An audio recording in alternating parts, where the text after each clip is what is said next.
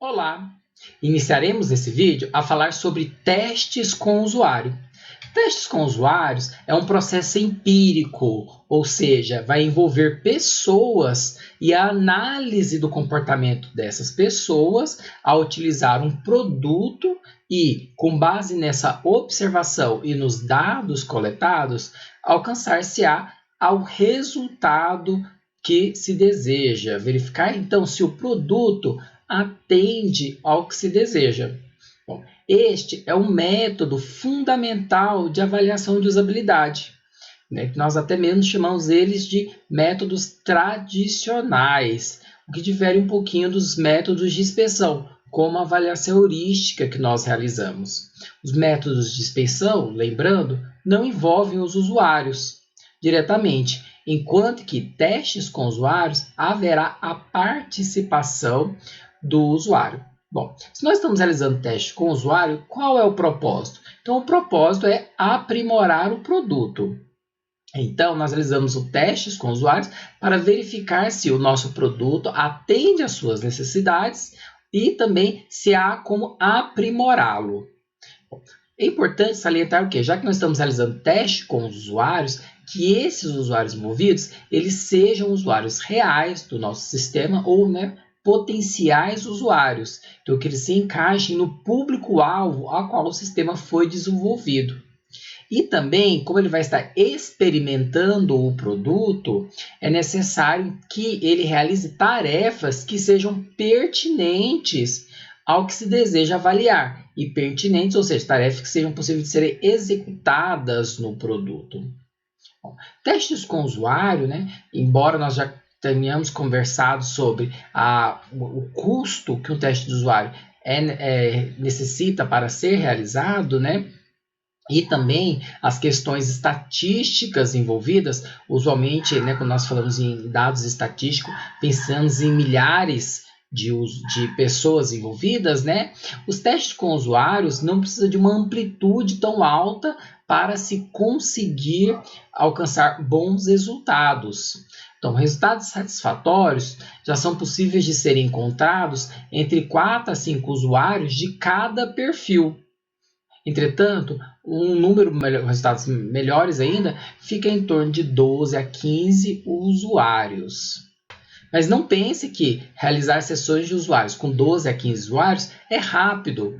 Pelo contrário, se nós considerarmos que uma sessão com o usuário demorará 30 minutos, nós precisamos de mais 20 minutos para a preparação do ambiente, teremos aí mais ou menos 1 hora para realizar um teste com o usuário. Ok? E temos que considerar também o local onde vai ser feito, porque às vezes, se nós, por exemplo, fizermos um laboratório de usabilidade, como nós veremos daqui a pouquinho, poderá acontecer que nós teremos um laboratório, então nós teremos 15 horas de uso daquele laboratório. Ou seja, possivelmente não será possível fazer em um dia somente, precisando de mais dias. Bom, então os testes de usuários, eles geralmente são divididos em 4 tipos. Os testes de exploração, avaliação, validação e comparação. Esses tipos destinam-se a relacionar-se com qual é o objetivo em si da avaliação. Os testes de exploração visam identificar possibilidades de interfaces, possibilidades de soluções de interface para o nosso usuário. Então, após a identificação das tarefas, é possível apresentar diversos sistemas ao nosso usuário, ou até mesmo construir em conjunto com ele alguns detalhes e avaliar por meio de exploração. Então, o usuário, olha, que tal dessa forma, que tal daquela outra forma. Então, nós vamos explorando soluções a fim de compreender o modelo mental do usuário frente à tarefa que está tentando ali, o usuário vai tentar se realizar. Bom, esse teste de exploração, usualmente ele é aplicado nas fases iniciais do design. E nós queremos observar, então, quais são as funcionalidades a incluir? E também como seria possível expor essas funcionalidades por meio da interface, ou como essas funcionalidades elas podem então ser dispostas para que o usuário atinja uma necessidade, realize uma determinada tarefa. Assim, os testes de exploração eles vão verificar se o usuário aprova as funcionalidades propostas e da maneira como proposta. Uma das metodologias possíveis é o walkthrough, em que nós pegamos, por exemplo, uma interface de usuário projetada em papel, usualmente, e vamos pedindo para o usuário realizando as atividades, as tarefas. E à medida que ele vai encontrando dificuldades, nós podemos ir conversando e dispondo de formas diferentes os elementos, de tal modo que o usuário acredite que fique de uma melhor forma de uso. Assim, o usuário vai explorar um modelo da interface proposto e vai dando sugestões ao avaliador. Usualmente essa técnica, esse tipo de teste de exploração, né, e o walkthrough é utilizado com interfaces em papel, pois facilmente consegue-se modificar visualmente ali a interface para o usuário, sem necessidade de reprogramação. Então, um exemplo do teste de exploração é o usuário ser apresentado a um problema concreto e estimulado a falar sobre suas expectativas, suposições, né, e intenções para a resolução desse problema.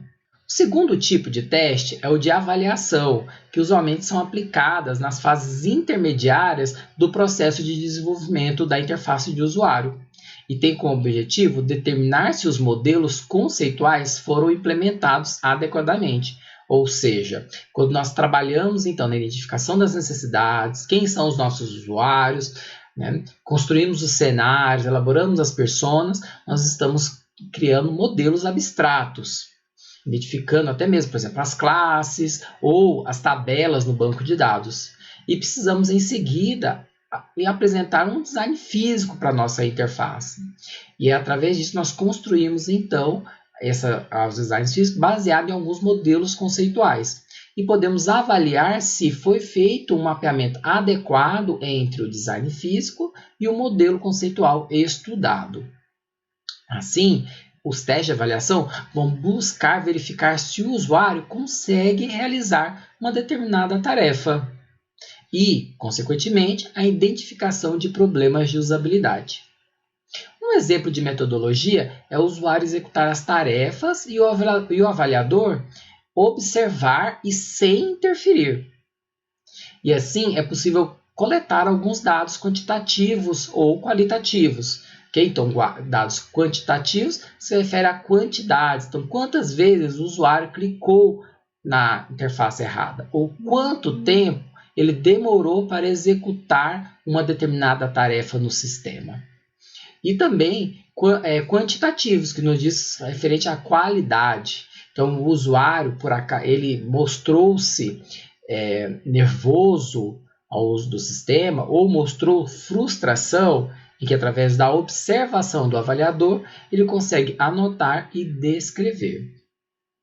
Bom, e geralmente nos testes de avaliação, embora seja possível coletar dados referentes à quantidade em si, né? Então, por exemplo, o tempo, quantidade de erros, quantidade de cliques, usualmente é dado maior ênfase ao comportamento do usuário.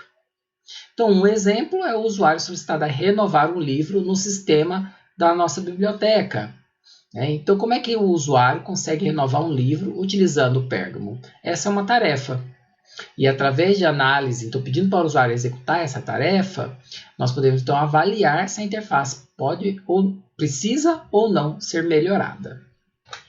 Um outro tipo de teste é o teste de validação, usualmente aplicado ao final do processo de desenvolvimento, quando se tem o produto já funcionando adequadamente, corretamente, né, em termos de suas funcionalidades, e queremos validar se o que foi produzido está de acordo com as expectativas do nosso usuário. Então, no teste de validação, nós temos como objetivo certificar que o produto está de acordo com o que foi especificado e se enquadra nos padrões, no nosso caso, de usabilidade e por outros casos também, como performance, definidos. Uma metodologia possível é determinar tempos para cada uma das tarefas e verificar se o usuário consegue realizá-las dentro daquele tempo. Ou seja, no teste de validação, nós podemos, por exemplo, identificar, definir como metas, saber, por exemplo, o tempo que o usuário necessita para realizar uma determinada tarefa. E transformando isso em uma métrica, será que o usuário consegue realizar a tarefa X, né, em 1 minuto. E durante o teste, né, a execução do teste, eu mensuro o tempo de vários usuários e verifico se todos eles conseguiram executar a tarefa determinada em menos de 1 minuto. Se todos conseguirem, então nós validamos a interface. Se não, é necessário estudar o porquê. Às vezes pode ser que a métrica esteja inadequada, ou então que o sistema precisa ser melhorado, como, por exemplo, diminuir a quantidade de cliques, ou até mesmo envolvendo o desempenho, a performance do sistema, melhorando, por exemplo, um mecanismo de busca. Então, um exemplo que nós temos: quanto tempo o usuário demoraria para renovar o livro na Pearson? Desculpa, na Pergamon, né? Então, quanto tempo demoraria para renovar um livro no sistema Pergamon? Vai gastar quanto tempo, né? Podemos estimar. Olha, 2 minutos. 2 minutos é um tempo adequado? Não, é menos. Não, um pouco mais, né? Porque envolve vários processos, né? Bom, e a interface, ele utilizando, quanto tempo ele vai demorar? Então, nós realizamos isso através de testes de validação. E o último é o teste de comparação, né, em que nós podemos aplicar em qualquer estágio do ciclo de design. Ele vai envolver, então, usar 2, 3, 4 produtos diferentes, ou até mesmo soluções diferentes. Às vezes, no processo de design, nós propomos 2, 4, 5 sugestões de interface para o nosso produto. E precisamos comparar para saber qual o usuário vai achar melhor nos critérios que ele tem. Então, nós podemos, fazer com que o usuário experimente os produtos existentes ou as soluções propostas e, comparando essas soluções, determinar qual delas tem uma melhor usabilidade. Uma metodologia para isso são testes exploratórios, onde diversas soluções são comparadas entre si. Né? Por exemplo, e-mail, ou até mesmo comunicador instantâneo, que hoje em dia está se utilizando muito, né? Nós podemos pegar e fazer o quê? Estudos se o WhatsApp e o Telegram. Qual desses 2 comunicadores instantâneos os usuários acham de melhor usabilidade? E a partir dessa análise, desse levantamento dos dados, nós podemos dizer se um ou outro tem uma melhor usabilidade, ou até mesmo qual ponto da usabilidade que um tem melhor em detrimento do outro. Assim, nós podemos propor uma solução nova que aproveite o melhor design dos dois comunicadores instantâneos. Geralmente, antigamente, na década de 80, década de 90, embora hoje também se há bastante laboratórios de usabilidade, usava-se um local específico para a realização dos testes. Então, laboratórios de usabilidade são locais físicos em que é possível a realização de testes com o usuário, e o usuário vai estar, interagindo com o produto. Entretanto, evita-se que o usuário tenha um contato direto com quem o está observando, e assim ajuda o usuário a não ficar encanhado ou intimidado. Então, tomando como alguns exemplos aqui, nós temos, um laboratório de usabilidade, várias fotos de laboratório de usabilidade, em que eu tenho o usuário utilizando o aplicativo em uma sala, o aplicativo que está sendo investigado de usabilidade, e os profissionais avaliando essa interação. Lembrando, todo teste com usabilidade, o objetivo não é avaliar o usuário, e sim avaliar o sistema. Então, eles estão observando, tanto é possível observar a reação do usuário, quanto também a interação. O que o usuário anda fazendo? Então, neste ponto, para quê? Porque a interação vai além do uso do software, dos cliques. É importante a gente também investigar as reações dos usuários frente ao uso daquele sistema. Por exemplo, está sendo difícil utilizar? Usualmente nós fazemos uma cara assim, de pensando, ou de frustrado com o uso daquele software.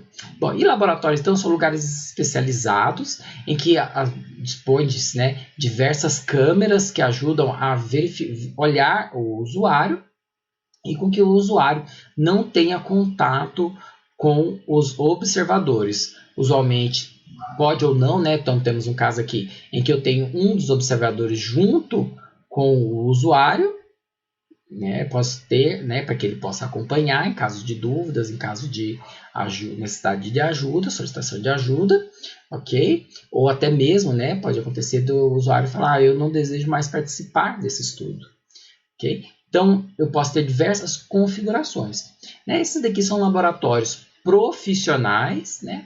Mas, entretanto, não são estritamente necessários para a realização de testes com o usuário. Até mesmo porque uma das características, né, uma das desvantagens de uso de laboratórios de usabilidade é que ele não vai explorar o contexto a qual o sistema vai ser utilizado. Então, como por exemplo, se nós estamos falando de um sistema para ajudar a guiar as pessoas, né, a se locomoverem pela cidade, nós sabemos que para se locomover na cidade, nós temos que tomar cuidado com as ruas, com o desnivelamento das calçadas, com veículos, com outros pedestres, né? Então, os laboratórios aqui não vão ajudar a realizar características, levantar problemas relacionados a essas características das cidades, né? Então, aqui os laboratórios eram bem utilizados para os sistemas desktop, aquele que vivia muito relacionados ao trabalho individual, ok? Embora há também a possibilidade de se fazer laboratórios que sejam modificados para que se investigue também a colaboração entre as pessoas durante o uso de um sistema. Não entrarei em mais detalhes sobre os laboratórios de usabilidade, mas gostaria de deixar claro que é importante adaptar-se locais para a realização dos testes com o usuário, ou seja, não é necessário ter um laboratório como esses expostos para a realização de testes com o usuário.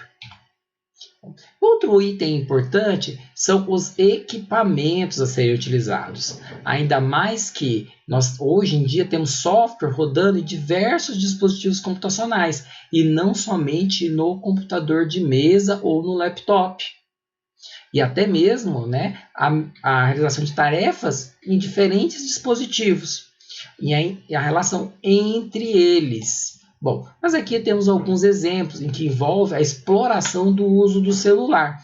Então, muitas vezes não é suficiente a filmar a tela do usuário, ter então um vídeo da interação do usuário, mas é necessário também explorar o uso do dispositivo, da parte física, pelo usuário. Como, por exemplo, como o usuário segura o smartphone, como ele realiza um determinado gesto. Então, é necessário não apenas realizar ali a filmagem do que está sendo exibido pelo usuário, mas como o usuário está manipulando o objeto, até mesmo a forma como ele segura. Isso deve ser considerado durante a realização dos testes com o usuário. Veja como, por exemplo, este daqui já está mais próximo da figura à esquerda, está mais próximo de como um usuário seguraria este celular. Enquanto que a figura central e a figura à esquerda, né, o usuário não segura o celular em si, né? Ele vai apertando o botão, deixando o celular sobre a mesa, que é uma maneira menos usual de se utilizar um celular. Então, isso também deve ser considerado, né, como os equipamentos vão estar dispostos frente aos objetivos da avaliação para que dados corretos sejam coletados. E, além disso, estão surgindo novas abordagens em que envolve a avaliação remota de usabilidade. Aquelas avaliações que eu mostrei anteriormente para vocês envolvem o usuário junto com o avaliador no mesmo espaço físico. E estão surgindo abordagens de avaliação remota. Então, o usuário e o avaliador eles estão em locais diferentes, né, e podem se comunicar via videoconferência ou compartilhamento da tela de um deles.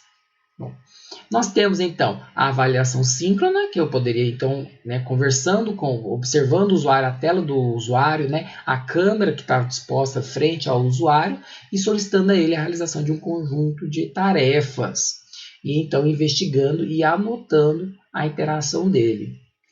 Bom, eu também posso fazer isso de forma assíncrona, em que o usuário e o avaliador eles não estão num encontro virtual.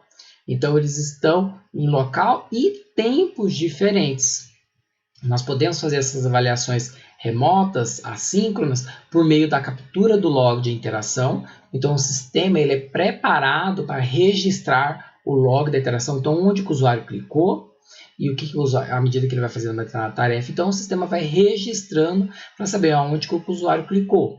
Especifica-se a sequência de ações que espera-se que o usuário faça e qualquer desvio dessa sequência, então, é considerado aí um potencial problema de usabilidade. E um outro também pode ser através de incidentes críticos realizados pelo usuário. Então, o usuário pode utilizar um determinado sistema e então ir relatando os problemas obtidos.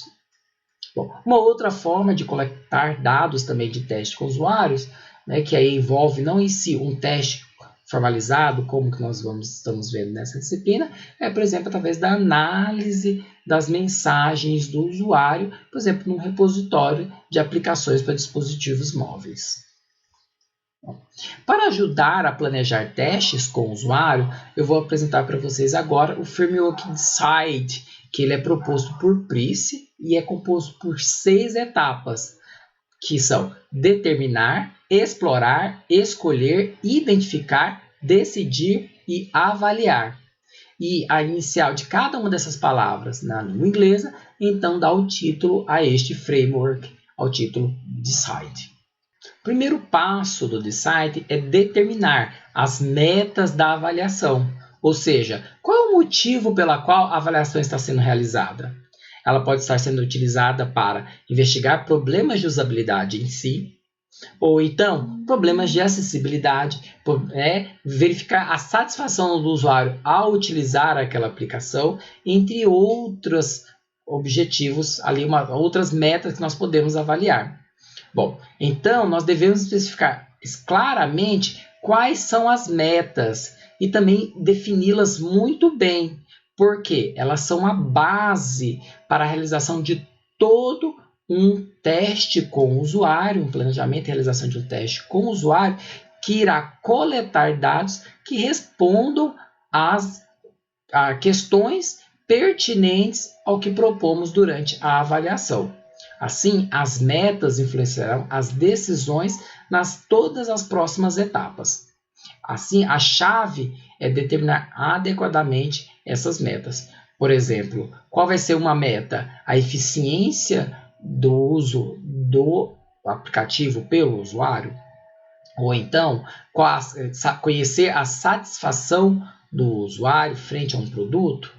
Ou explorar novas soluções para uma determinada funcionalidade? São levantados aí e até mesmo então abordados, né? Vai depender do qual é o objetivo de se avaliar. Outro passo é explorar. Então, quais são as questões cuja avaliação pretende resolver? Se nós temos um produto que pode ser experimentado e desejamos verificar a usabilidade dele, nós então podemos questionar, ora, para realizar uma determinada atividade, né, são necessários quanto tempo? Então, o tempo para a realização de cada uma das principais funcionalidades do nosso sistema. Quais são elas? Aí nós temos que descrever, né? Então, deixar claro aqui quais são as questões e levantando hipóteses. É possível ao usuário concluir ao usuário, né, em tempo médio, concluir uma determinada tarefa em 3 minutos. Ou então, por exemplo, considerando um sistema de rotas de direção, né? É possível ao usuário, né, determinar uma rota a dirigir, indicando ponto de início e ponto de fim, né, em até 3 minutos. Então, é importante que as questões sejam bem elaboradas, considerando os objetivos da avaliação que foram definidas na etapa anterior. Devemos também considerar não só o sistema, mas as tarefas, ou seja, as atividades que os usuários farão e quem são esses usuários. né? E isso também vai subsidiar a escolha do tipo de avaliação que vai ser feita, como, por exemplo, uma avaliação comparativa, né? Um teste de comparativo, ou um teste de exploração, ou um teste de validação. Em seguida, é necessário escolher os métodos e as técnicas que vão responder a essas questões levantadas. Aqui, quando falamos dos métodos e as técnicas, né, não somente testes com o usuário, mas podem ser consideradas também os métodos de inspeção, como avaliação heurística. Então, aqui vai depender um pouco de qual é o objetivo de se avaliar. Bom, durante a escolha, deve ser considerados os dados que vão ser coletados, né, as metas, os objetivos e as hipóteses elaboradas nas etapas anteriores. Mas também o prazo que você tem para realizar a avaliação, o custo, quais são os equipamentos e a experiência dos avaliadores podem influenciar nessas escolhas dos métodos e das técnicas. Em seguida, é necessário identificar, e agora sim nós vamos falar um pouco das questões práticas durante a execução da avaliação. Quem que nós vamos recrutar como participantes? Nós temos o público-alvo. Nós sabemos que os participantes devem estar relacionados com o público-alvo, ou seja, serem usuários potenciais do nosso sistema, ou, se o sistema já existe, usuários do nosso sistema. Mas como é que nós vamos recrutar essas pessoas? Quantas pessoas nós vamos recrutar? Né? Quais equipamentos que serão necessários? Aonde esses equipamentos estarão dispostos? Será feito em um local fixo ou será levado ao local do usuário? Ou até mesmo vai ser feito remotamente? Frente aos dados que devem ser coletados, como é que eles vão ser coletados? Né? Quais são os dados que vão responder às perguntas e como esses dados vão ser coletados? Né? E como que o nosso voluntário vai ser abordado pela equipe? Né? Antes, no momento do convite e durante a execução do teste com o usuário. Então, são várias questões aí que têm que ser levantadas e então programadas para se executar posteriormente. A outra etapa é decidir frente às questões éticas envolvidas. Por exemplo, se nós desejamos filmar o rosto do usuário, nós temos que dizer ao usuário que ele está sendo filmado, o rosto dele está sendo filmado. E para garantir a privacidade desse voluntário, que o vídeo ele não vai ser disponibilizado posteriormente. Ele vai ser analisado, seja automaticamente ou manualmente, e depois, né, este vídeo pode ser, por exemplo, depois de 3 anos, descartado. Ou após a análise, que vai durar 3 meses, esse vídeo é então descartável, ou então informar o usuário que somente a equipe de avaliação vai ter acesso a esse registro. Quando nós falamos em privacidade, nós às vezes falamos muito do nome, que é importante também. Né? Nós não devemos sair divulgando o nome dos nossos voluntários. Então é melhor usar, né? Voluntário 1, voluntário 2, voluntário 3. Ok? E bem como também garantir esse anonimato dele, então não utilizar o nome dele ali, só ali no momento, durante a avaliação, né? Mas durante a análise dos dados, não relacionar os dados coletados com o participante e nem divulgar isso externamente à equipe de avaliação, né? Para assim então garantir a privacidade do participante. Então, privacidade não tem a ver somente com o nome da pessoa, mas com características que nos identifiquem, como, por exemplo, o rosto, a voz, tatuagens pelo corpo, entre outras informações. Então, é necessário garantir a privacidade dos nossos voluntários, principalmente quando vamos divulgar os resultados. E o último passo, então, avaliar, que é executar a nossa avaliação de usuário que foi planejada. Então, nós avaliamos, analisamos os dados, interpretamos e, enfim, apresentamos os resultados frente aos objetivos que foram definidos no início do planejamento.